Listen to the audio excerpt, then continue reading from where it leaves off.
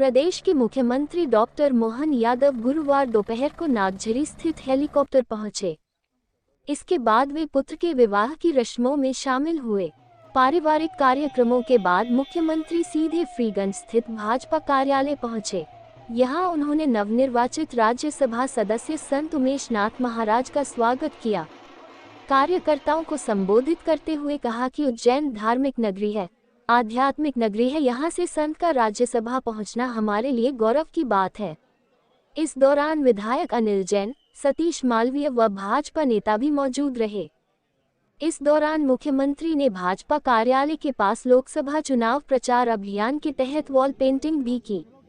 Media से चर्चा में मुख्यमंत्री डॉक्टर मोहन यादव ने कहा कि उन्हें प्रसन्नता है कि उज्जैन में इन्वेस्ट मीट, व्यापार मेला और विक्रम उत्सव का आयोजन हो रहा है।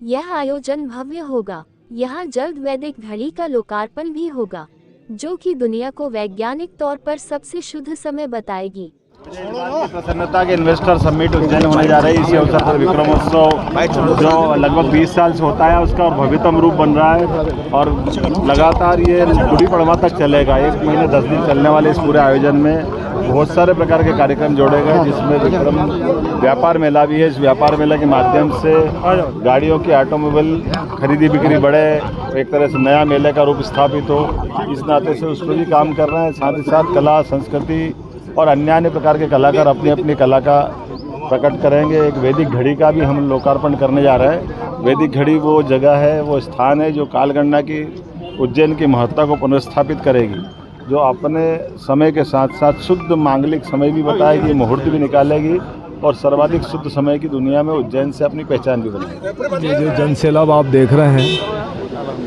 ये अवंतिका में आज एक बड़ी प्रसन्नता का विषय है और वो प्रसन्नता है राज्यसभा में जाने वाली। आप सब भी प्रसन्न हैं। बाबा महाकाल की विशेष कृपा अवंतिका पे बरस रही है और उसमें आप और हम सब शामिल हैं। मैं बस इतना ही कहूँगा कि आप और हम सब लोग मिल कर के ये जो भगवान महाकाल ने कृपा करी है इसको बहुत अच्छे से निभाएंगे और सबका साथ, सबका विकास, मोदी जी की जो ऊंची सोच और ऊंचा विचार जो है उसका सम्मान कर रहे हैं सारे देश के लोग। और मैं भी उनको आशीर्वाद भी देता हूं संत होने के नाते और उनका धन्यवाद भी करता हूं कि उन्होंने सनातन धर्म का सम्मान किया है, भारत के लाखों लाखों संतों का सम्मान किया है, क्योंकि मेरे साथ समस्त देश के सभी साधु संतों का प्यार है, प्रेम है, उनका स्नेह है, उनकी भावनाएं मेरे साथ जुड़ी है।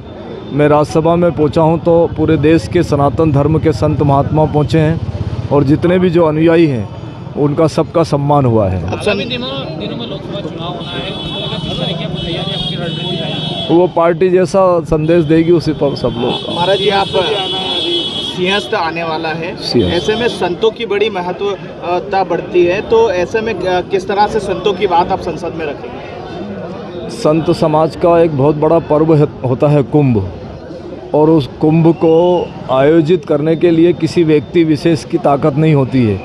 वो तो बहुत प्राचीन काल से ऋषि मुनियों की परंपरा है और वो जीवित परंपरा है, वो स्थिर परंपरा है, वो चैतन्य परंपरा है। हम तो सब लोग मिलकर के देशवासी उसमें संतों की सेवा करेंगे और प्रयास करेंगे कि संत साथ में हैं तो संतों को किसी प्रकार का कष्ट न हो और वो प्रसन्न होकर के अवंतिका आएँ और प्रसन्न होकर के अवंतिका को आशीर्वाद देके यहाँ से प्रस्थान करें।